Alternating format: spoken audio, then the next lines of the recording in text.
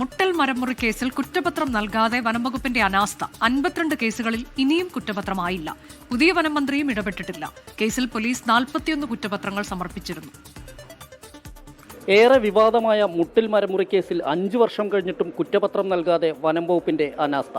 വിവാദ ഉത്തരവിന്റെ മറവിൽ 14 കോടിയുടെ മരങ്ങൾ മുറിച്ചു കടത്തിയത് 2020 ഒക്ടോബറിനും 2021 ഫെബ്രുവരിക്കും ഇടയിലാണ്. മുട്ടിൽ മരമുറിയുമായി ബന്ധപ്പെട്ട് 52 കേസുകൾ വനം വകുപ്പ് രജിസ്റ്റർ ചെയ്തിരുന്നു. 40 കേസുകളിലും അഗസ്റ്റിൻ സഹോദരങ്ങൾ പ്രതികളാണ്. മുൻ വനം മന്ത്രിയുടെ ഇടപെടലിനെ തുടർന്നാണ് കുറ്റപത്രം വൈകിയത്. പുതിയ വനം മന്ത്രിയും ഇക്കാര്യത്തിൽ ഇടപെടുന്നില്ലെന്നാണ് ഉന്നത വനം വകുപ്പ് ഉദ്യോഗസ്ഥർ നൽകുന്ന സൂചന. പോലീസ് നൽകിയ 41 കുറ്റപത്രങ്ങളിൽ കോടതിയിൽ വിചാരണ തുടങ്ങാനായിട്ടും വനം വകുപ്പ് നടപടി ഇഴഞ്ഞു നീങ്ങുകയാണെന്ന് ആക്ഷേപമുണ്ട്. എസ് വിനേഷ് കുമാർ, 24, തിരുവനന്തപുരം.